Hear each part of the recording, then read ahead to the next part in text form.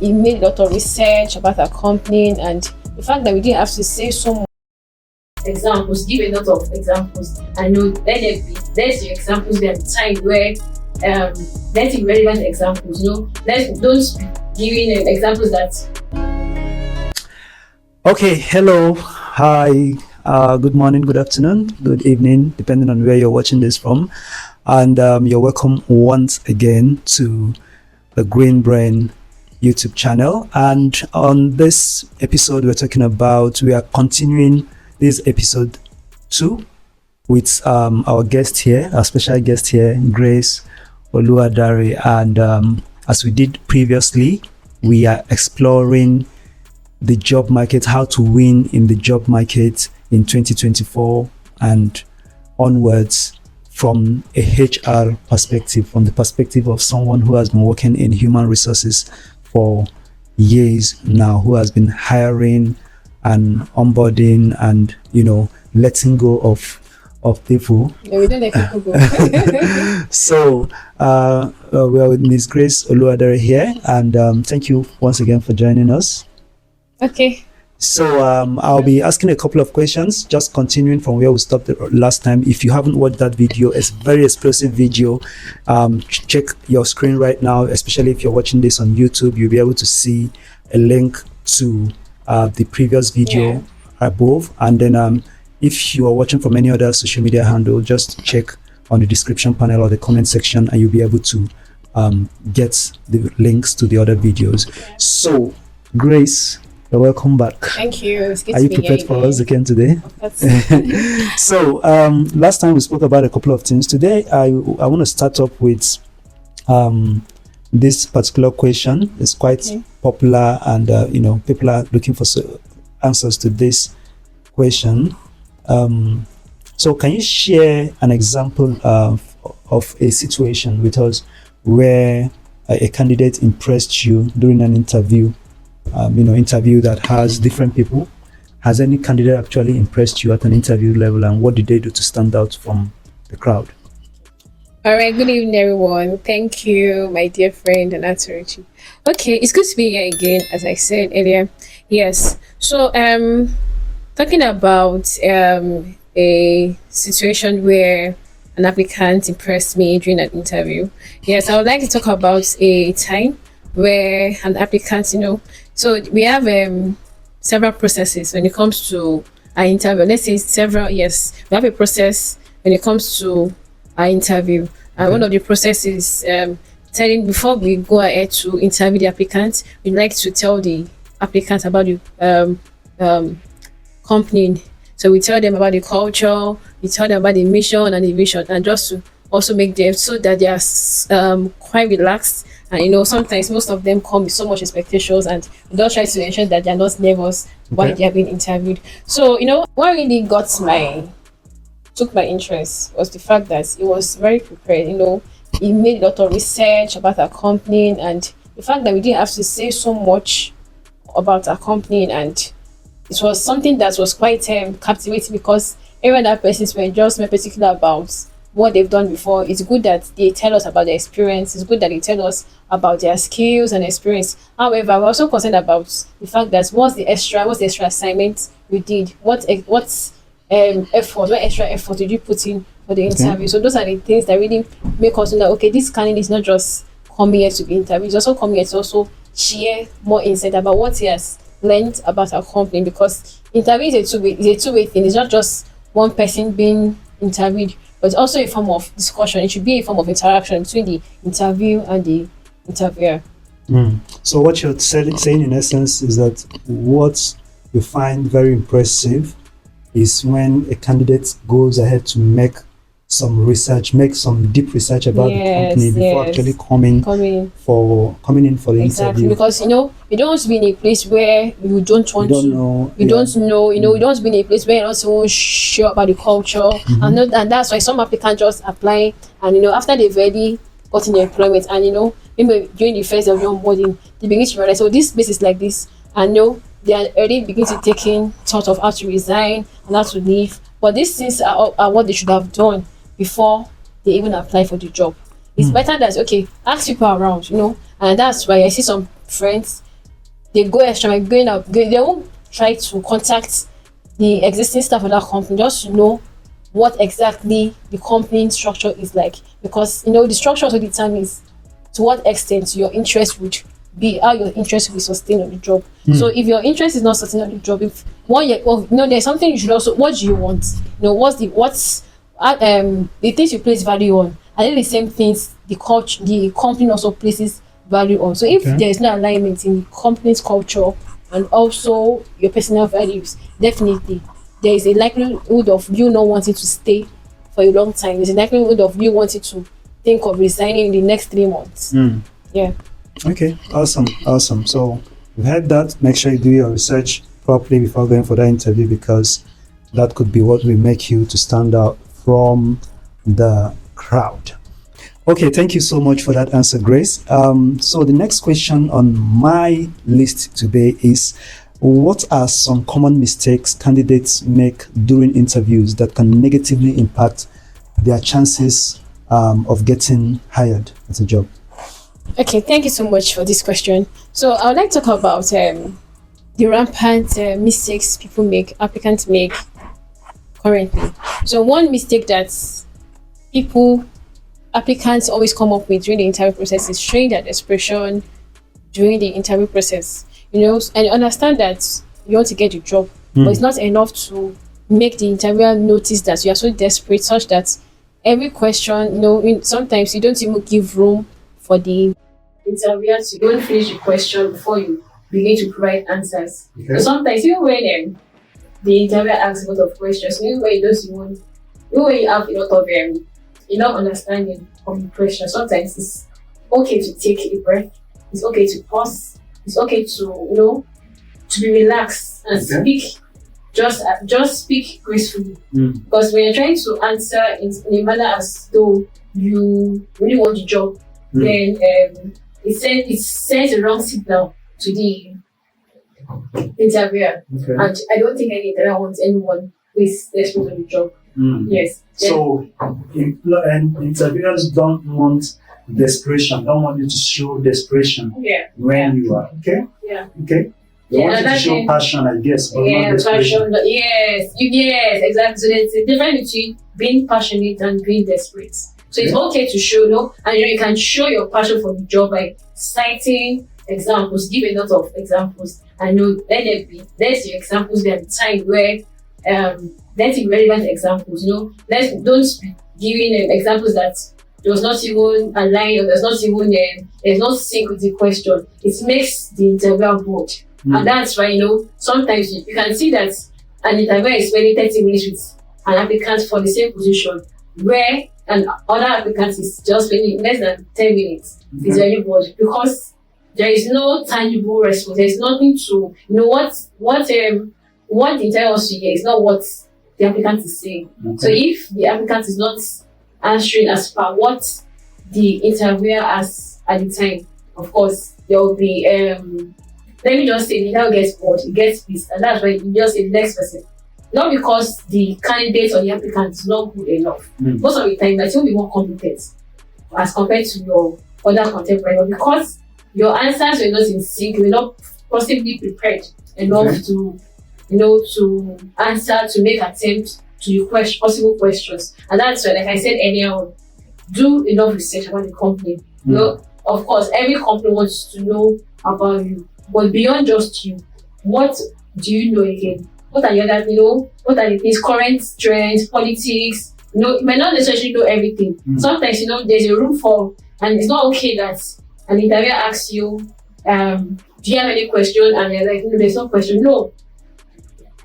Interview session is both for the interviewer and the applicants. Okay. So in as much as the interviewer asks questions for you, you also should be prepared to ask questions and not just unreasonable questions. Let's be questions that will make you have a chance of getting the job. Okay, so as you're speaking, I've been able to pick out 3 mistakes, based on a question. So I picked up the mistake of being desperate, appearing desperate or sounding desperate, mistake of not making proper research about the company. That's right. Yes. And then the mistake of what you're saying not aligning with what the interviewer what wants the to hear. interviewer wants to hear. Okay, which also is part of not being properly prepared Yes. for it. Any other mistakes? Okay, other mistakes. Some persons do not even appear, as it's not fit in terms of appearance, physical appearance. Okay. Last time I was interviewing someone, the applicant came with jacket and jeans, and I was telling them this is what's that word? This is casual. Corporate Corporate casual. Mhm. So I'm like, no, you can't just. Of course, it's okay to dress in a casual. Is it corporate casual? I don't know how to put it. Yes, it's okay to dress that way, but try to know what's the culture of the company. You ask questions for those who are working there. How do they dress in the office? So all those things will also help you get prepared. There are some interviewers that are not really patient, and they could just ask you to go and before you start hearing, oh, that interview was not fair enough. No. So if one interview to be fair to you, then also be fair to the interview by dress well. Regardless of the sector of the or the industry of the company, the question, always appear professional. Then later on, I'm sure if the intern wants you to dress down in subsequent stages of the recruitment process, I'm sure that will be communicated to you. So it's just very basic that you appear professional, when you're going for interview. Either virtual, even when it's virtual, if that's the best time to show that you are really professional, because I don't want to see that you're on scarf, maybe you're posting. There's a time I was trying to interview someone for a virtual on a virtual platform, and the person was putting on a bonnet. I'm like, how? Okay, so the person was not prepared that I could tell him to turn on the video. So I allowed the person, we started on a very friendly note, via audio call, just so I wanted the person to be really relaxed, and at the time I said turn on the video. Okay. And it was going to be almost very impossible for you to just simply get your wig and move your bonnet. And I just said, can you turn on your video for like a second or 2 seconds? By the time it's okay, I should turn on it. I just saw a bonnet, like, oh, but I can't say sorry. Then she was like, she's sorry that she was not informed that it could be a video. I said no. You should always say anything could be ahead of your interviewer, so that when you're ahead, it gives you another advantage, and it makes it not so unorganized. And so I feel every applicant should always appear professional, regardless of the course. Either it's tech, I understand that some persons want to do something extra when it comes to tech, but even for tech, appear professional. Let the interviewer decide during the next stage of the recruitment process. Okay. Thank you. You heard that. So appear professional no matter the industry, the company. Of course, being professional means appearing corporate as you can, well groomed as you can, as possible, not as you can, because as you can for some people may not be as professional. So there's a standard, there's a professional standard of the dress sense. So just use it. So for for male, you can wear a jacket on a plain trousers. That's official trousers, not jeans. Then for females, official dresses you could also use. Then you could also maybe some person want to do a skirt. If you want to use skirts, you want to use trousers, anyone is fine, but not just appearing not real good or something. Awesome. Thank you so much for doing justice to that question. So next question here is how do you assess a candidate to know whether they are culturally fit, they are a good fit for the culture of the company? All right, thank you so much. That's a very that's one question. That's one area of interest personally for me. And then I always tell people, I think it's I've mentioned this like severally. Wherever you're going to, they're all going to behave like a Roman.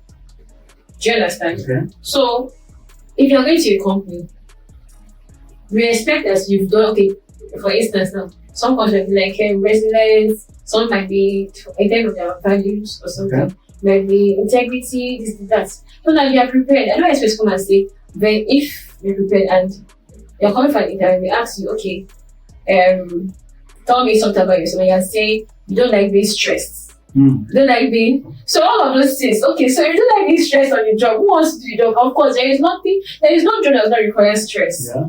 So if you're coming to say you don't like anyone that will just give you all the tasks to do and just leave it alone for you, it's then you're trying to tell us, communicate to us that you're not an achiever, or you're trying to communicate to us that you're not a team lead. Okay. So if you cannot do it on your own, then so we should be there for them while we are here. Mm. Yes. So we don't when we are trying to test for cultural fit, we don't ask direct questions. We listen more. Okay. Yes, because in our listening we're able to do this, or this person will be able to align with our culture, or this person will be compliant, or this, because when we ask direct question, of course, if I ask you, like if I ask you, have you stolen before? What will you tell me? Have you stolen before? I'm asking you. No, Yes. Really, that you tell me no. Mm-hmm. But the only way I can know if you have actually stolen, I will ask you, okay, I'll paint scenarios, practical scenarios to know, okay, then I can easily tell this person is a potential thief. Mm. So we just ask questions, not just direct questions, but in the deductive questions, so be able to understand or to be able to determine if this person can be compliant or be a fit for the organization. Okay, so in essence, if I get you very accurately, is you have to field in some questions. You have to craft some questions that are probably open-ended questions that open-ended questions, get the person to speak more, and as you're listening to them, because an interviewer, of course, is a very good listener. So as you're listening to them, you're able to pick up videos from cues from what they say, and also their body language and things like that. Now be able to know, and also from probably examples of examples in science. Yes. Awesome. Okay, so in case you're just joining or just came into this video, remember that you're watching the Green Brain YouTube channel, and we're here speaking about how to stand out in the job market 2024 and above. This is an exclusive edition. It's not the first one. If you haven't watched the first one, please check again on your screen. It should open up, especially if you're watching this on YouTube, and if you're watching this on other social media handles, check the comment section and the description panel. You'll be able to see links to the other videos. And we have with us today Ms. Grace Oluwadare, and we have a couple of more questions to go. If you have any other questions, remember to comment them in the comment section, and I'll make sure I drag Grace to come and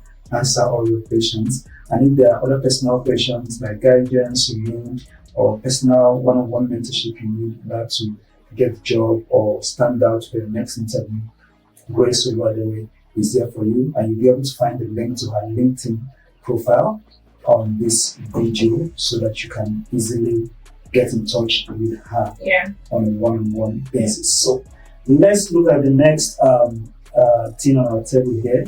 So the next question for you is what roles do soft skills play in hiring decisions? What soft skills can an employee, or potential employee candidate bring to the table that can actually get them hired? Okay. All right. Thank you so much for this. I'm sorry. And soft skills, are they really important, or are they just a buzzword that people use around? All right. Okay. So I will start from the second part of the question, which is importance of soft skills. Okay. Yeah. So for soft skills are essential skills that every employee requires to be effective in their interpersonal relationship in the company or the workplace. So and that's why if you don't have if your soft skills are not top notch, it's very difficult for you to function effectively, especially when you have a team of people. And also, so for soft skills, for people who do not understand what soft skills are, example of them are time management, active listening, teamwork, communication, and so many of them. Emotional intelligence, this is I feel like the king of them all. Yes. So for applicant I said applicant employees. Did you say employees? Okay. Potential employees, which are also applicants. Okay. So we check for soft skills for every applicant. We always check for the soft skills because we want people who come and who will integrate quickly, and also be able to adapt easily to the policy, the culture of the organization, and also be able to work, be able to team up with their colleagues so that there's productivity, high level productivity. So you don't want someone that is just coming to say, oh, I can do this on my own.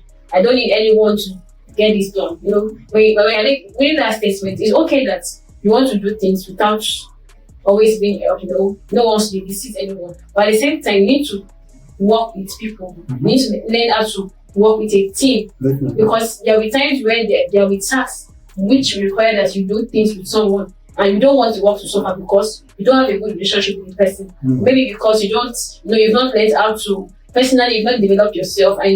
Whatever thing, when there's a friction between two people, it tells us on the job. Okay. So we want to be sure that's okay, because and that's why we always conduct quarterly. We conduct an emotional intelligence training for all of our staff, and that's to ensure that everyone is what's that one now? The emotional intelligence, the essence of that emotional intelligence, to ensure that everyone can work together with every team member, such that there is no form of competition, unhealthy competition. There is no form of backbiting. We want a situation where we want a culture where everyone can work together. Where there's trust, where there's commitment, where everyone is willing to make a lot of sacrifice. Okay. And there's no one say, oh, this person is doing it because she wants to get the reward of her line manager. This person is doing extra just because she wants to be noticed. We want a situation where everyone is thinking alike. Everyone is seeing the same. Everyone is looking at the same goal. So when your emotional skills, your soft skills are well groomed, there is no enough function effectively in workplace. So that means soft skills play a big role, and yes.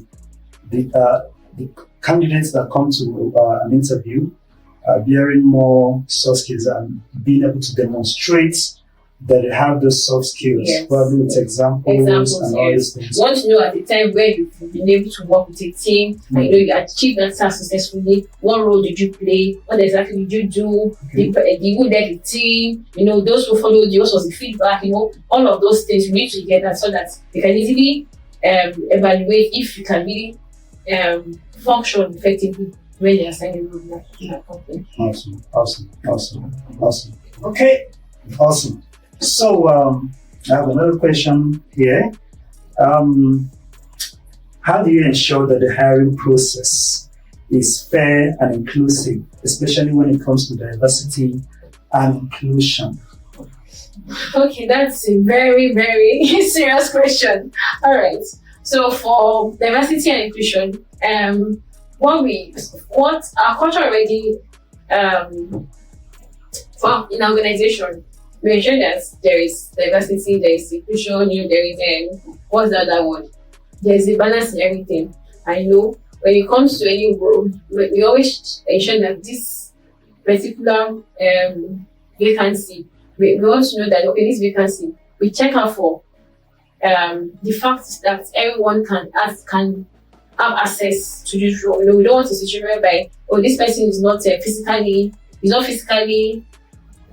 what's that one now? No, we have physically challenged. He's not physically fit, yes. So if this person is not physically fit, we won't give it to the person. No. If this person, so what we ensure is will this person have demonstrated the possibility of getting this work done, regardless of how he appears, either in terms of his complexion, in terms of his physical limitations. We don't consider all of that. We want a situation by doing the work, getting the work done is our own concern. So regardless of how you appear, and sometimes we don't want a situation whereby we say, this particular role is only for females or this particular role is only for males. No, if they can demonstrate a possibility of doing it, then why not? Why should we deprive them of them getting a job? So we ensure that there's inclusion for all. Okay. So what you're saying is that that's the standard for human resources person, yes, to make sure that there's inclusion. Yes, regardless of your gender, regardless of your physical limitation, regardless of your race, and regardless of ethnicity. There's a time I went for and the days where I was also searching um for jobs, yes. So, and the person told me, "Oh, because I'm Yoruba, I cannot get it." I'm like, why? So they said it was only it was because Yorubas are not trustworthy or Yorubas are not so faithful people. And I'm like, I don't understand. And I couldn't get a job because of that. So all of this is not something that should still be occurring in the workplace. So if a particular tribe, regardless of the tribe, if you can do the job, what can you get the work done? Can you align with our goals of the company? Can you align with what you want to achieve? Can you align with the objectives? All of these things are what we want to see, not anything about your ethnic group, not anything about your race, not anything about your religion. Okay. So I don't like to say, oh, this person is Alaja. How will she blend with other persons in the organization where they all do makeup? So if Alaja can, if I have spoken with Alaja can do the work, then why? Then it's not be fair because everyone in the organization, everyone in that department is a Christian and because she's Alaja. No, I'm sorry for being there.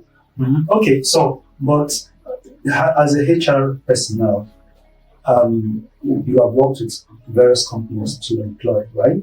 Have you had situations where you were put in a spot where the company that is employing was asking you that, gave you recommendations for employing somebody, specifications for employing, and you saw that those specifications were, leaning towards one tribe That's or what you're saying. Okay. So there was a time a client of ours reached out to us and requested for the role of a secretary to be filled, and he specified they want a female. So I'm like, why just female? If a male have the necessary skills and competence for the role, then it should also have access to be interviewed. You should be given the opportunity to be interviewed. So we have to inform the client. Okay. So and we also cannot force our will on our clients. Okay. Yes. So there's something we call negotiation. We have to be bargain with the clients. Okay. If it's okay that you want a female for this role, however, if we find a male more qualified for this particular role, we will likely give it to the male because he has demonstrated better competence in this role. So what we are looking for is not your personality, not your gender, not or any other factors you could think about. We're looking about you being able to demonstrate competency, you being able to demonstrate the relevant skills, you having the right experience for the role. Awesome. Okay. So something just popped into my head now. So in Nigeria of today, during your hiring process, for example, if you find out that somebody is gay, for example, why this question? or if they are, do you think that would affect their chances of getting that job? Okay, I would like this call to pass over me. However, so like I just mentioned earlier on, or job should be accessed to all vacancies. Job vacancies should be accessed to all and by all. Okay. So if regardless of sexual orientation, which is where gay falls in, because of our diversity and inclusion policy, we would want to consider the person. But what we could just do, just because we already understand the current state of the applicants, being gay or queer or whatever, what we could do is to ensure that we inform everyone not to bring in any of their personality on the job in terms of, okay, we want personality. Aside being gay, some person might be like, okay, I like to do this, I like to stay on my own. All of that should be kept at home. But again, we can continue with it. So your personal policy should not be in play in the workspace. What we want to see is the existing policies and procedures. We want to see the existing culture play out. So for your own personal policies, for what you stand for, your belief, if it's not if it does not sync with with our company's cultural belief, then if we know sometimes we notice that you're trying to influence other people negatively, they might have to first caution you, and that there's there's an arm that handles that aspect in the organization. Once they do their own, they ensure their own due diligence, and yet you are not compliant, then you will be forced to, let you. Disciplinary action. Exactly. Okay. That's awesome. That's awesome. Sorry for asking you the trap question. It's fine. So, my next question is about technology and the role of technology in the hiring process. So, I want to know, have you noticed any recent trends in hiring? Like, everybody is talking about AI now, AI, data, AI. Yeah. So, what's have you noticed any real impact? This whole AI craze started around 2021 / 2022 with the launching of ChatGPT by OpenAI. So that was what really brought the whole AI thing back into. It's not like AI is totally new, but it made the conversation become so rampant everywhere now. People are talking about AI and data. So how has there really, from your experience, you've already been working in HR hiring before the whole AI talk started. So compare between then and now, has there really been any huge impact? Yes. Okay, thank you so much for that. Yes, so AI is not new, like you said. It's just that the fact that there are new AI tools now, and that's why more people are getting more familiar with it and affiliated with it. So AI is basically software, so to speak. If I'm not mistaken. Yeah. So we have so many softwares that will be existing, before the AI noise in Nigeria. Sorry.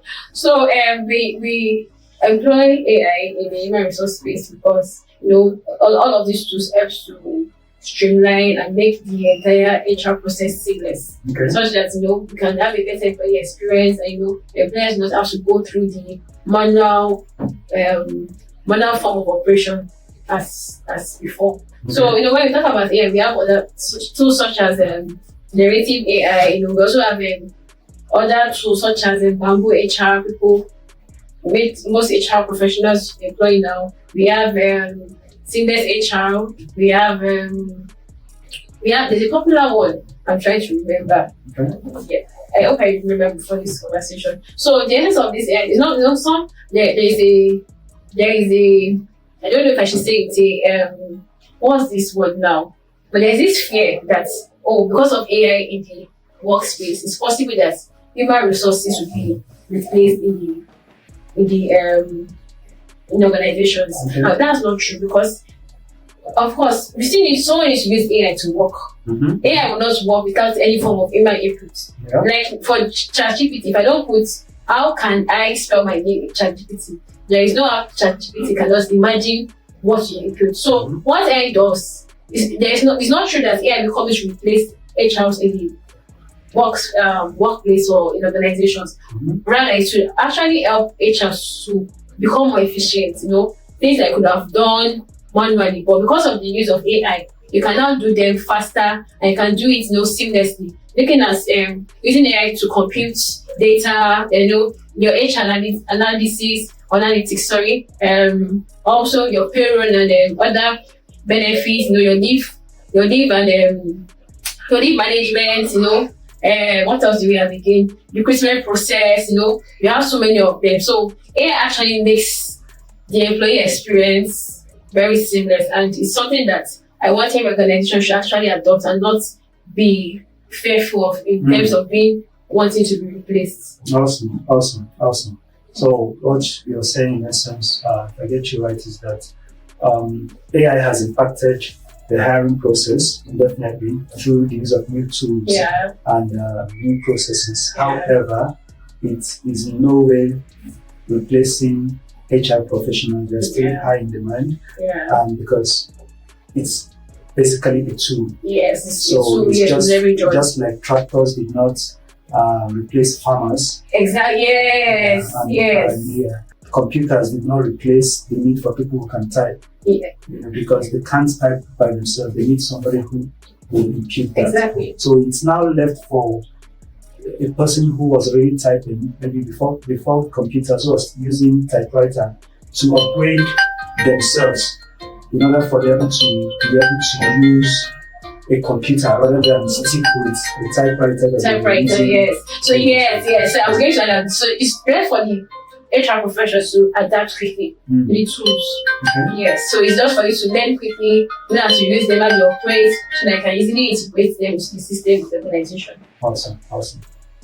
Great. Okay. So my second to the last question for today is this: how would you advise a person who is going for an interview?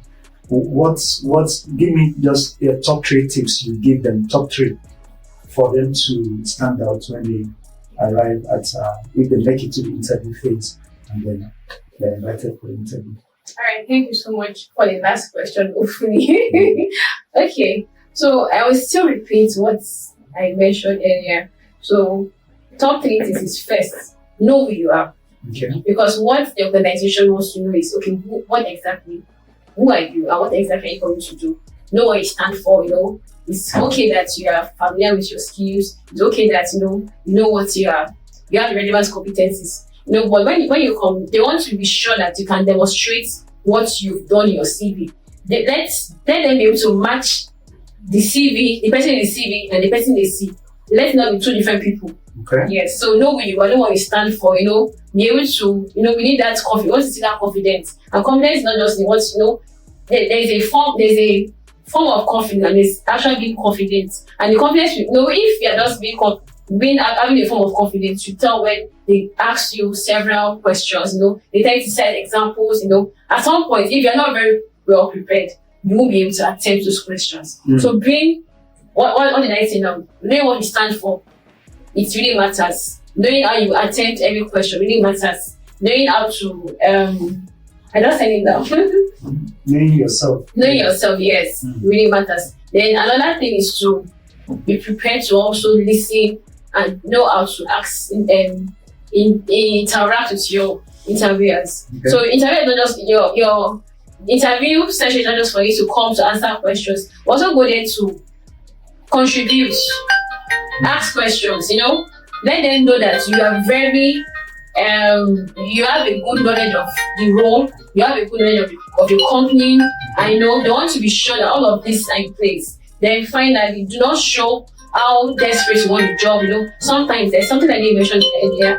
It's not okay that you're going there because if at all you want to know the budget for the role, it's not okay to ask, like maybe that's making the third question. There'll be tricky moments where your interview will ask you, do you have questions? Do you have questions? But that should not be the first thing you want to talk about. Like, okay, what's the budget for this role? Okay. Yes. So if you're making that the first thing as a topic of discussion, it's showing that this person is already coming to know what he wants, what he can get from us. They want to know what the value you want to provide. They want to know what exactly you are bringing to the table.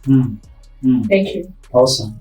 So it's very, very important for you to know when to ask questions, and also for you to know when to ask these questions. Yes. Ask the right questions. Ask the right questions, because if you and the structure of your question also matter. Yes, the structure of your question tells how intelligent you are. Awesome. Yeah. So if you're asking, sometimes your questions are very okay. Like it might really be an important one which you should know, but because you've not asked them in a structure whereby the interviewer is also concerned and should provide information, they might not want to attempt that question, which is also required for you to determine if you actually should be in that place or not. Awesome. This has been awesome and very, very, very, very interesting and quite the expose. And I hope you are getting or you've gotten so much from this. And I really hope that if you have any other questions regarding this topic we've handled so far, about 3 different parts, please make sure to reach out in the comment section, and also reach out to Grace, Oluwadare. She's on LinkedIn, and the link to her LinkedIn has been provided under the description. And if this is on any social media handles, you will see the link on the comment section pinned. So make sure you reach out to her if you have other questions regarding how to stand out as a potential employee and get that job that you want. Yeah. And for us to wrap up and leave, my last question for today for you um, is AI is AI going to replace all of us that are seeking for employment from what you're seeing in the field of in the job market right now? So I would like to redirect that question to you. Is AI going to replace human beings with the world? I don't think so. So the answer, what's the answer? Right? Although so if AI will not replace we never can humans, say, I can't say never because who knows? who knows? Well, I don't want to give an outright answer, but definitely AI cannot. We need to use AI. AI is just like we need to hold the iron to work. So if the iron can, of course, the iron irons the clothes itself, it's tracing on the clothes itself. However, we still need to hold the iron to work. So if there's someone that needs to handle it, then it means that we still need humans. AI can never think for us. AI may only think like, but they can't think for us. They may only think, it can only be programmed to think like, well, how can they think for us? No, AI cannot think for you. If I put a chat GPT, where am I going to? I'm going home now, of course. But if I type where am I going to, AI will only suggest possible places I can go to. In my own time, I go to the market, go to the grocery possibly. So they can only think like they can't think for us. So the human creativity and human mind, the fact that we are the originators of ideas and decision making at the end of the day makes us irreplaceable at the large scale. And that's why every employer should stay innovative, because organizations need people who are innovative. They just don't want people who are coming to just work. But they want to know, okay, what are you doing differently? Can we change this? Can we, do this in a better way? So every employer should stay innovative. Thank you. That's my last one. Thank you so much for your time. Have a very lovely evening. Thank you, everyone. We'll see you soon when we tackle another question. Thank you so much. Thank you. See you next time. Always, as you.